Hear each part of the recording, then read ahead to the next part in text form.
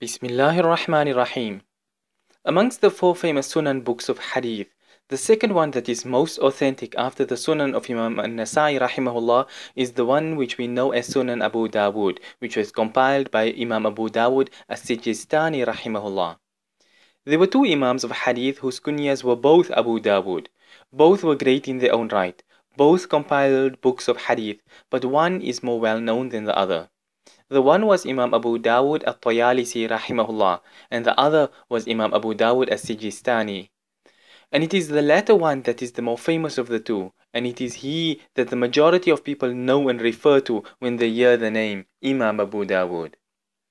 Imam Abu Dawud Rahimahullah's name was Sulaiman ibn Ash'ath ibn Ishaq ibn Bashir ibn Shaddad ibn Amr al-Azdi As-Sijistani, and his kunya was Abu Dawud.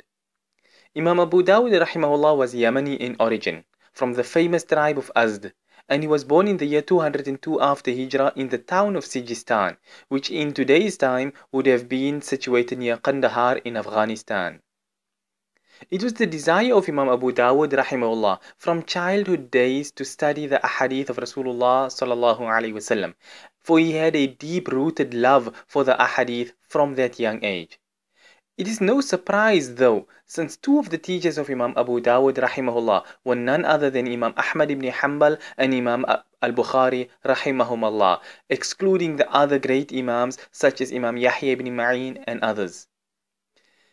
And in fact, it is said that he resembled both of these Imams in his studies, Imam al-Bukhari and Imam Ahmad ibn Hanbal Rahimahumullah, in the way that he approached and understood the deen as well as his methodology in hadith.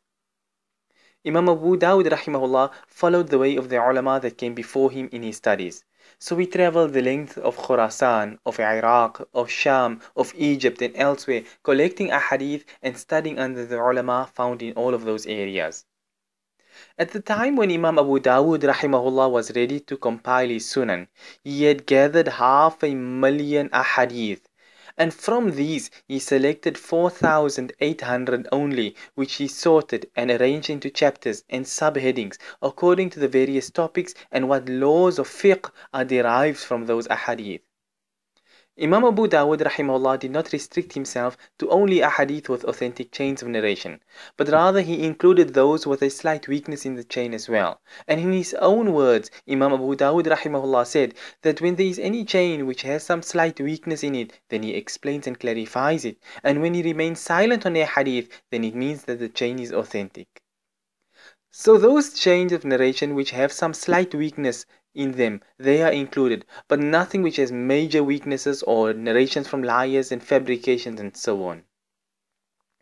After Imam Abu Dawud Rahimahullah had completed the compilation of his Sunan, he took it to his teacher, Imam Ahmad ibn Hanbal Rahimahullah, and Imam Ahmad regarded it to be such an excellent book of hadith.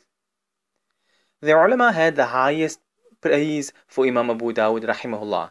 Such was their regard for him that they used to say that Allah made hadith soft and easy for Imam Abu Dawud Rahimahullah, like how Allah made iron soft in the hands of Hazrat Daawood alayhi salam. Allah makes mention in the Quran regarding Hazrat Daawood alayhi salam, and Allah says, وَأَلَنَّا لَهُ الْحَدِيدِ, meaning, and we made iron soft for him.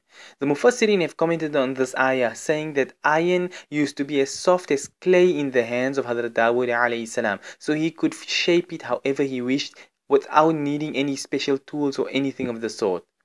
So it is with such an example that Imam Abu Dawud Rahimahullah was equated, to say that in his hands the ahadith were as soft or softer than clay, so much mastery he had over it.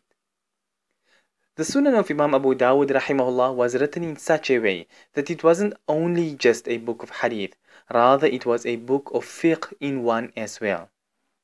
And Imam Abu Dawud Rahimahullah, in the compilation of his Sunan, he sought to avoid lengthy repetitions. So he would make a chapter on an aspect of fiqh and then report a minimal amount of a hadith within it, just sufficient to establish the particular law which is being derived from the hadith. And if a similar hadith was reported in the same chapter, then it would only be because the second hadith has certain points in it which the first one did not have. Furthermore, he preferred to use short ahadith as far as possible, Because if he were to quote a lengthy hadith to derive one particular law from it, then due to the length of the hadith, a person may lose track of what the hadith is being quoted for and end up going down a different path altogether. So he would keep the hadith short so that if the chapter was, say, about wiping the face after the dua, then the hadith being quoted would be short and sweet, straight to the point, so a person can read the hadith and see clearly what the hadith being quoted corresponds exactly to what Imam Abu Dawud rahimahullah is saying.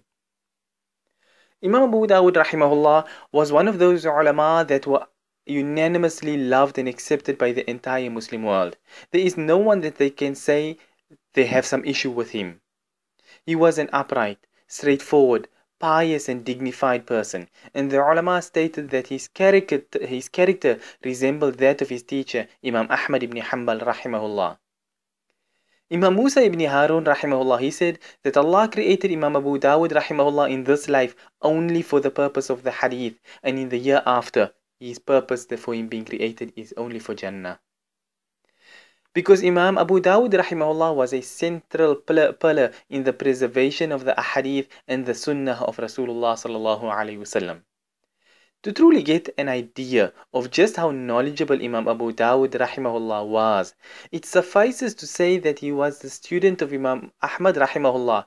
Yet both Imam Ahmad rahimahullah as well as some of the teachers of Imam Ahmad rahimahullah narrated ahadith from the student, Imam Abu Dawud. So he was the student, but not only could his teacher benefit from him, but even his teachers looked up to him and took knowledge from him. He was truly a giant in the deen. And so on Friday, the 15th of Shawwal, in the year 275 after Hijrah, Imam Abu Dawud rahimahullah left this temporary abode to return to his final resting place in the year after. May Allah grant him all the goodness of the year after and raise us with the likes of these ulama on the day of Qiyamah. Ameen ya Rabbil Alameen wa akhiru da'wana anil hamdulillahi Rabbil Alameen.